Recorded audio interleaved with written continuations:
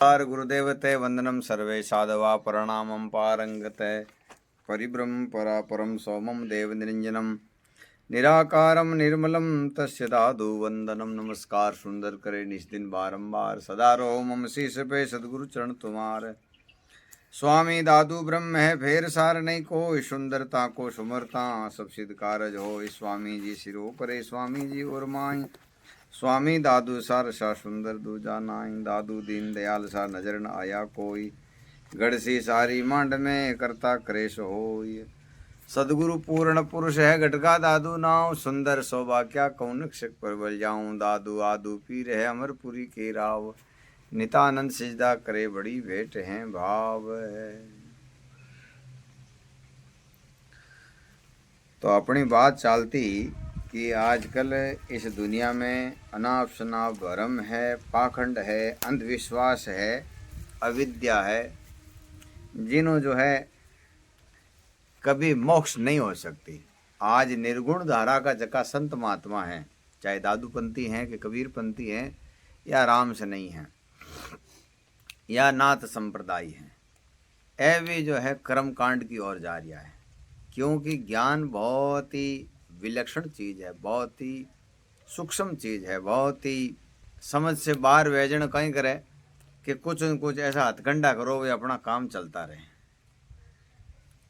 अब आप जो प्रश्न है जो मान पूछो कि महाराज जी, हम कुछ शिष्यों को शंका थी कि परमात्मा कौन है। देखो, परमात्मा सब संतों ने कहा है कि निराकार है, निर्मलम है।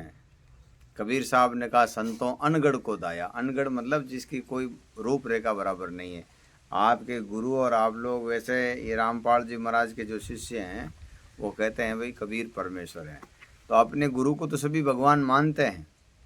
जैसे हमारी माताएं बहनें कहीं कहे पति परमेश्वर हैं, पति भगवान हैं, ऐसा भाव होना चाहिए पति के प्रति।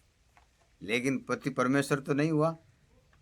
पति परमेश्वर उनके भाव हैं, वैसी उनकी मान्यता है, लेकिन परमेश्वर नहीं हुआ ना। हाँ, तो ऐसे ही संत महात्मा कहते हैं कि गुरु गोविंद कर जानिए। गुरु को भगवान के समान मानो, लेकिन गुरु भगवान होता नहीं है, वो शिष्य का भाव होता है। जैसे अपनी ये कोई माता बहन है, वाह कहे भाई मारो पति परमेश्वर है, और वह गाँव में फिर कहे मारो पति परमेश्वर है, तू ही मान तू ही मान तू ही मान, तो किकर मानी जाए? नहीं मानी जाए। तो दादू जी, कबीर जी, दरियाव जी ए महान संत भी आए, भगवान के साक्षात संदेश लेके आए हैं। जो मुसलमान हम कहे पैगंबर, पैगंबर पैगंबर का मतलब है पैगाम लेके आते हैं। पैगाम का मतलब संदेश लेके आते हैं। संदेश का मतलब समाचार लेके आते हैं। भगवान का जो सच्चा समाचार लेके आए हैं उनको संदेश वाहक कहते हैं, भगवान के दूत कहते हैं, पैगंबर कहते हैं। उसी प्रकार से दादू जी, कबीर जी, दरियाव जी और भी अनेक संत महात्मा हैं, ये भगवान का संदेश लेके आए हैं, परमात्मा का संदेश लेके आए हैं, निर्गुण भक्ति का संदेश लेके आए हैं। भगवान हम मानते हैं लेकिन होते नहीं हैं, ये फर्क है। इसलिए बहुत सारा भ्रम है कबीर पंथ में। जो ओरिजिनल ज्ञान है कबीर साहब का और ओरिजिनल वाणी है बीजक, उसको तो कोई पढ़ता नहीं। क्यों? वहाँ चटपटा नहीं है, वहाँ चमत्कार नहीं है, वहाँ उल्लू बनाने का साधन नहीं है, इसलिए बीजक को कोई नहीं पढ़ता है। ज़्यादातर उठपटांग ही उठपटांग आता है। उठपटांग उठपटांग चमत्कार बताते हैं, उठपटांग उठपटांग बातें बताते हैं। अभी और कोई आपको पूछना तो पूछो। तो लेकिन ये परमात्मा है और कबीर साहब ने जो है सृष्टि का निर्माण किया है और रामानंद जी महाराज जैसे लाख चेले को उतार लिया है, तो क्या यह सत्य है? नहीं, हमारे हिसाब से देखो ऐसी बात है। मैंने अब यही बात कहा है कि गुरु को गोविंद जानना चाहिए। कबीर साहब का मत है, कबीर साहब की वाणी है। लेकिन लाख गुरु रामानंद से जैसे तारिये शिष्य के भाव से, ये ऐसा रोज मैं सुनता हूँ कबीरपंथी बहुत बोलते हैं। तो भाई रामानंद जी एक का ही नाम क्यों है? लाख में तो 20-50 तो नाम और ले, लाख है तो 100-200 ले, 500-400 बताओ चेला क्या क्या तारिया। रामानंद जी तो महान सता ही।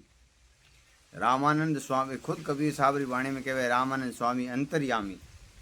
वे तो अंतर्यामी, हाँ, बड़ा शंकराचार्य के बाद में रामानंद जी महाराज जी ऐसे महान संत हुए जिनके अंदर निर्गुण और सरगुण के बड़े अच्छे अच्छे महात्मा भी है। जैसे रविदास जी महाराज है, ये पीपा जी महाराज हैं, ऐसे अनेक संत महात्माओं के गुरु हैं। कबीर जी महाराज उनके भी गुरु यही हैं।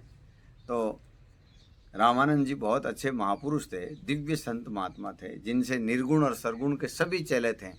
बैरागी संप्रदाय पूरा रामानंद जी महाराज से चला हुआ है।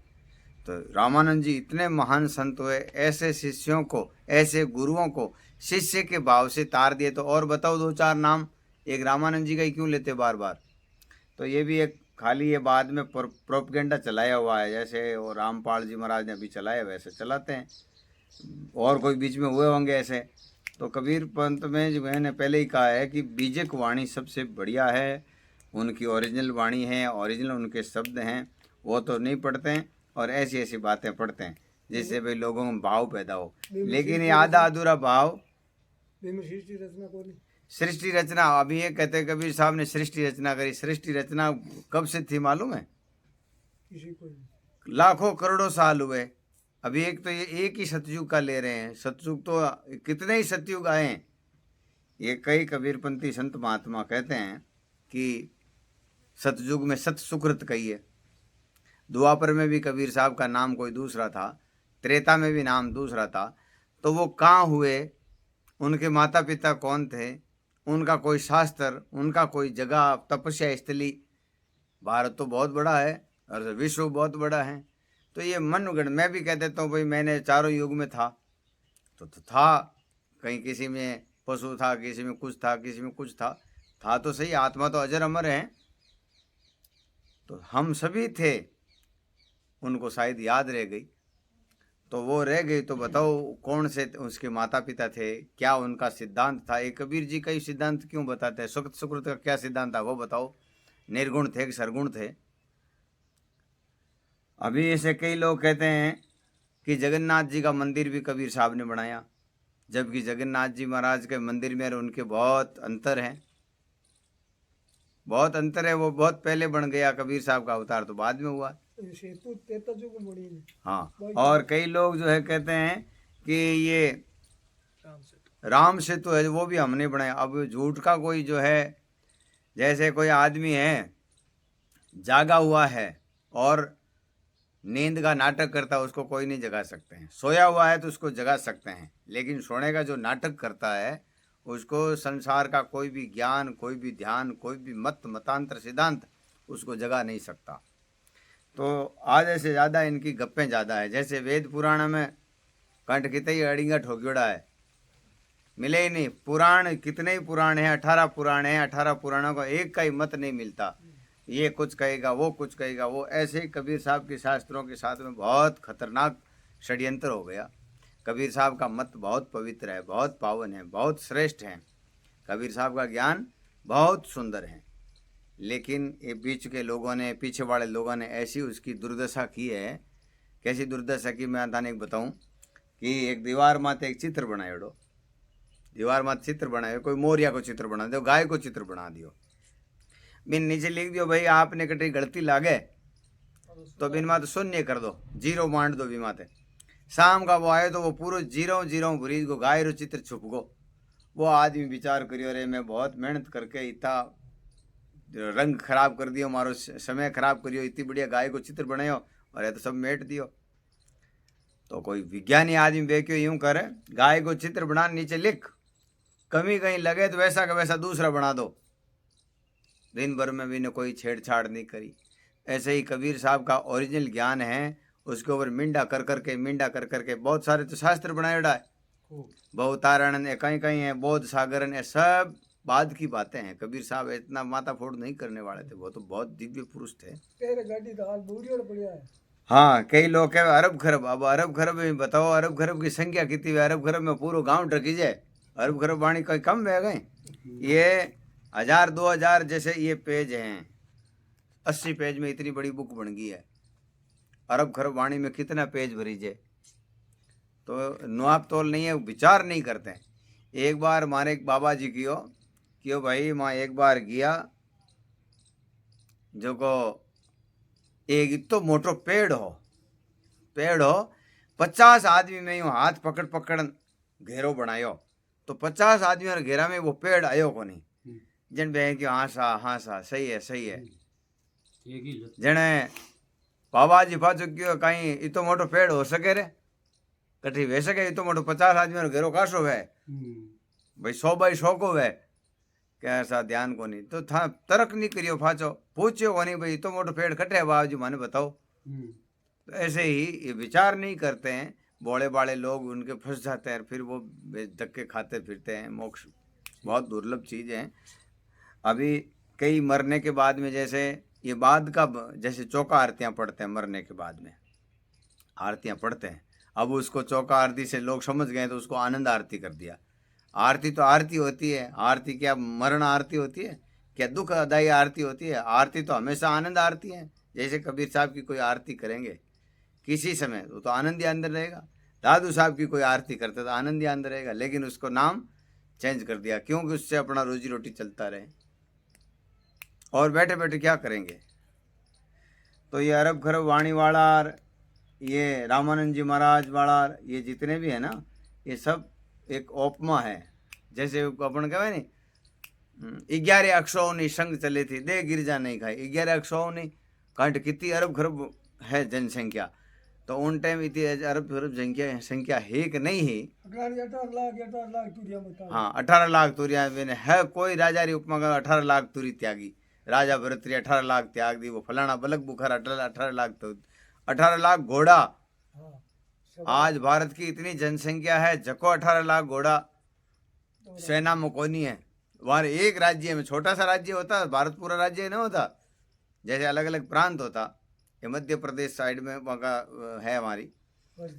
भरतरी तो मध्य प्रदेश की तो मोटो वे 18 लाख पूरी जनता ही को नहीं वेला तो ठीक है वे त्यागी बहुत ऊंची कोटि का महान संत भी आ लेकिन वो उपमा होती है तो ये ऐसी उपमा है और इसमें कुछ नहीं है और कोई पूछना तो पूछो आप और महाराज जी कुछ कबीर पंथी कहते हैं कि भैंसा को भी भागवत सुनवा दी थी कबीर साहब ने देखो ये भी बहुत उठपटांग शब्द है तो मनी कबीर साहब ने ऐसे तो धर्मदास जी वैसे धर्मदास जी का भी ज्ञान क्या है अच्छा ज्ञान है धर्मदास जी बहुत साल बाद में मिले ये भी एक रहस्य है आदमी यहाँ से जो मरते हैं वो कभी नहीं आते जैसे दादू साहब यहाँ से चले गए जाने के बाद में किसी ने देखा नहीं देखा कबीर साहब भी यहाँ से गए वापस किसी ने नहीं देखा लेकिन कुछ ये उठपटांग लोग हैं कहते हैं कि 200 साल बाद में 100 साल बाद में कबीर साहब को मिले पलटू साहब को मिले गरीबदास जी को मिले दादू दास जी को मिले फलाना दास जी को मिले ये भी सब आधे से ज़्यादा गप्पे हैं अगर मिलते हैं तो आज बुलाओ आज अपन कितने सारे हैं आज कबीर साहब आ जाएं तो कितनी बड़ी बात है आज बुलाओ सब आज क्यों नहीं आ रहे नहीं आते क्यों कि ये सब झूठ हैं कभी नहीं अरे ऐसा कोई है ही नहीं परमात्मा का विधान ही नहीं आने के बाद में जाएं क्यों कि सब उस परमात्मा की विधान के अनुसार चलते हैं वो तो कम सतलोक पास करेगा नहीं कोई पास आस नहीं है ये सब झूठ बातें हैं और अब एक हमारे गांव में देखो अपन सवन हुनड़ो ही है एक सैन जी भगत हा देखो ठाकर साहब गंज जाओ था अमलदार आए बाबा जी अड़दई अलमदार आदमी ने कहा अमल मिल जाए डोडा मिल जाए बस बहुत है सब मिल गया हाँ तो मैं रोजीना सुबह सुबह ठाकर साहब गंज जावता तय करने रामा सामा करतार ठाकर साहब की अमल दे देता सैन भगत मस्त हो जाता अब लाटों को टाइम हो जब घर का क्यों थे की काम रहा नहीं हो तो कम कम रात रे लाटो तो रुकाल लो सुबह जल्दी बन जानो पड़तो ठाकरा कने तो बे जाओ तार लारू एक सूर्य गाय आवती जगी वह हैंग चारों चर के जाती रहती एक दिन मन में विचार करियो रोजी ना ऊपर टोई टोई कौन खा जावे तो एक दिन क्यों आज अब ठाकरा कौन कोनी आला रात को स्टॉक लिए हाथ है जी बा गाय आकाश मार्ग उतरी और फोंस पकड़ ली फांसी जावती वक्त आकाश में गीपरी स्वर्ग में गीपरी स्वर्ग में बैंड बाजा बाजे कई सुरंगिया बाजे कोई नारंगिया बाजे कई तबला बाजे अब वो सहन जी बड़ देख गेला होगा क्यों ओ कहीं सिस्टम है अंत जगह जगह अंतर छाट जोड़ो जगह जगह जो है देवी देवता बस बीणा बजावे भजन गावे लंबी लंबी अल्लाह मेले जना बे सहन जी रे घणे बे जगह जगह मोती चूरकार कलाकंदकार थाल बनेड़ा पण बार आंग एक ही लागे कोनी क्यों बे ठाकर साहब कोनी बटे जने चारों मेर घूमन क्यों भैसा कोई बीड़िया वाली दुकान है अटे क्यों भैसा बीड़िया आइडिया कोनी अटे तो अमल डोडा क्यों अटे कहीं कोनी अटे तो लाडू है मोतीचूर का कलाकंद जीमो रसगुल्ला जीमो चमचम जीमो और अटके नहीं तो भाईटा मैंने फाचो गांव जानो पड़ी अटक मारो कोनी फाल पड़े अरे मोतीचूर का लाडू है पूरी दुनिया मरे देसी खीरा है कि मारे जरूरत कोनी मान तो ठाकर साहब मिलिया ही मारे जीव हो रहे हाँ तो अब वे आप गांव मतलब जैसे ही बाकी सा जना फाच आया जो कोई रस्तो है बाहर क्या मैंने फाच आज राल गाड़ी अपन छोड़ी एक ही गाड़ी अप डाउन करे फाच जाओ थोड़ा फोन पकड़ दो इन गायरो अब उतरता ही बेट सैन जी महाराज नाटोड़ा जावे हट के हलो ठाकर साहब ने पूछो और बात बताई दे वहां कि राते स्वर्ग में जाना आएगो अब जाए क्यों महाराज राते स्वर्ग में जाना आएगो क्यों रे जने गेला आदि फाचो कहने बड़ी अटे पूरी दुनिया स्वर्ग रे वास्ते माथा फोड़ करे तू फाचो आएगो जुल्म कर दिया अबे जावन का कि ई जे लाटो पड़ियो जीते गाय आई और जीते हमारा हाथ में स्वर्ग में ले जाना हैंगा नहीं जने सा सब गांव रा लोग जी ठाकर साहब रवाना हुआ ठकरानी सा तैयार होगा कामदार होगा दीवान होगा खजांची होगा यूं करता करता पूरा रावड़ो ही खाली होगा गांव रा लोग ही क्यों साहब चौधरी वगैरह क्यों मैं आला फचे माट कहीं करा ठाकर साहब नहीं है जने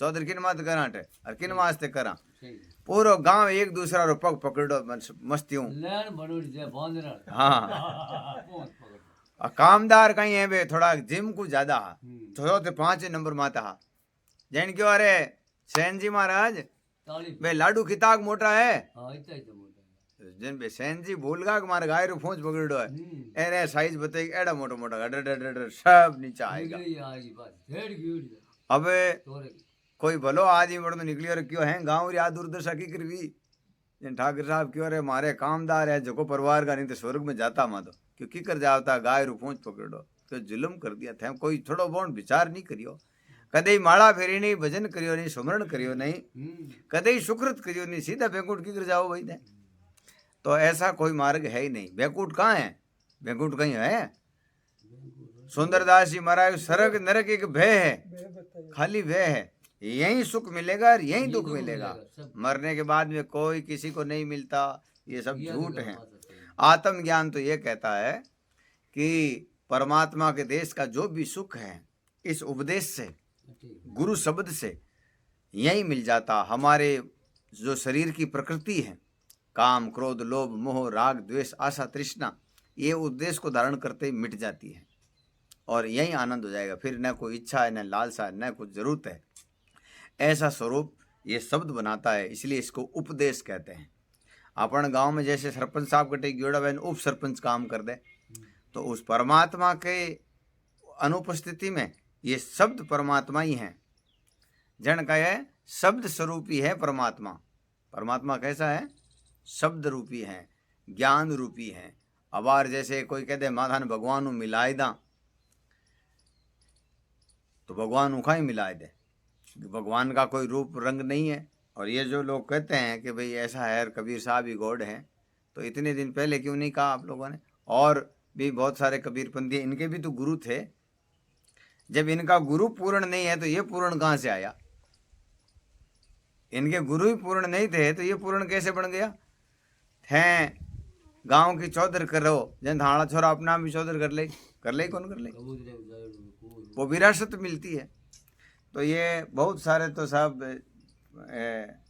भ्रमित बातें हैं इनमें चित्त लगाओगे तो कुछ नहीं मिलेगा अपने को तो अपना जो निर्मल शुद्ध ज्ञान है उसको धारण करो और मोक्ष पद को पाओ और कुछ पूछना तो पूछो और क्या नाम के बिना मोक्ष संभव है अभी देखो सब संतों ने तो कहा तो नाम रे सकल शिरोमणि नाम रे दुस्तर तारे पार उतारे नरक निवारे नाम रे कबीर साहब ने भी नाम की महिमा गाई दरियाव साहब ने गाई दादू साहब ने गाई पलटू साहब ने गाई रजब साहब ने गाई धर्मदास जी महाराज ने गाई सब संतों ने इस नाम की महिमा गाई है नाम के बिना कई लोग देखो एक तो जैसे आज आपको बड़ा होना है अब आज आपको एकदम इस मीडिया में आना है तो आप क्या करोगे आप मोदी जी को 2-4 गालियाँ दो बीजेपी को गालियाँ दो आरएसएस को दो कांग्रेस को दो, जो बड़ा लोग है उनको दो। आज मुख्यमंत्री है भजनलाल जी ने 5 गाड़ियां काटो, आपने लोग फेमस कर ली। आप अशोक जी गहलोत ने काटो, कई लोग काटे मीडिया में तो वायरल है मीडिया। तो ऐसे ही ए जगह लोग हैं कई, अब आज जैसे मैं ही हूँ, एक दो साधु है फिरता फिरे, वे कुछ नहीं, उनके अंदर कोई ज्ञान नहीं है, वो केवल लोगों को भ्रमित करते हैं कि वे 52 अक्षर के अलावा मैं ऐसा कर दूंगा और मैं वैसा कर दूंगा, और कुछ नहीं, ये सब झूठ बातें हैं। नाम के बिना मोक्ष हो ही नहीं सकती, नाम लेना ही पड़ता है। जैसे डिग्री पास करने के बाद में उसको पढ़ने की जरूरत नहीं है, डिग्री पास कर लिया उसको क ख ग की जरूरत नहीं है, और डिग्री पास करनी है तो क ख ग लेना पड़ेगा, और डिग्री होने के बाद में क ख ग की जरूरत नहीं है। ऐसा ही है। ये देखो एक पंथ बनाया हुआ है इनका, कबीर साहब बहुत विस्तृत महात्मा थे, इनके 12 पंथ बने, 12 ही पंथ आपस में लड़ते हैं, 12 ही पंथ आपस में लड़ते हैं। वो उसको खराब कहेगा, वो उसको खराब कहेगा, वो उसको खराब कहेगा, उनकी लड़ाई दूसरे संप्रदायों में डाल रहे हैं, ये गलत है। कबीर साहब का ज्ञान बहुत सूक्ष्म है, बहुत सूक्ष्म है, उसको कोई मान ले तो मोक्ष कोई टाल नहीं सकता। फिर ये कर्मकांड करने की जरूरत नहीं, ये फालतू आडंबर करने की जरूरत नहीं, इसको पाखंड कहते हैं। इसको क्या कहते हैं कि कुछ भी पाखंड करो दुनिया आपके पीछे चल जाएगी। और कुछ पूछो फिर मैं भी निकलूं बाहर आज। और कई जगह सुनने को मिलता है कि आजकल संत महात्मा जो है कुंडी तिरवाते हैं, ईंटें तिरवाते हैं, पत्थर तिरवाते हैं, तो इसमें क्या ज्ञान है? इसमें ऐसा क्या है जो तीरते हैं या मोक्ष मिलती है क्या? नहीं, मोक्ष नहीं मिलती है, ये एक संतों की जुक्ति है। क्या है? संतों की जुक्ति है मिनगन भेड़ा करने की। जैसे हाव पशुवत आदमी है, जानवर जैसा आदमी है, में कोई ज्ञान विवेक नहीं है। महात्माओं ने मनुष्य को 4 भागों में बांटा। कैसा? एक तो जिज्ञासु, एक मुक्त, एक पामर, एक विषयी। तो पामर और विषयी लोगों ने सीधा कहवा आओ थोड़ा ज्ञान हुण लो, तो वे मर जाते कौन होने, तो बाने बुलावन वास्ते। जैसे टाबर ने दवाई देनी वे क्या में देवे, पतासा में गालन देवे, मीठा में गाल देवे, जन होरो लेवे। ऐसे ही ऐसी क्वालिटी के जो लोग होते हैं, उस श्रेणी के लोग होते हैं, उनको इकट्ठा करने के लिए, भीड़ करने के लिए ये ऐसा काम करते। बाकी इसमें कोई ज्ञान नहीं है। और नहीं जे बा कुंडी तिरगी तो ठीक है, डूब गई तो नुकसान कहीं। संत का काम है आत्मा का उद्धार कैसे हो, आत्मा का भला कैसे हो, यही काम करना चाहिए। आप दूसरी चीज़ों में भ्रमित मत हो, मत भटको। आपको चाहिए तो नित्य प्रति हम जैसा कहें वैसा काम करो, आपका कल्याण कोई नहीं रोक सकता।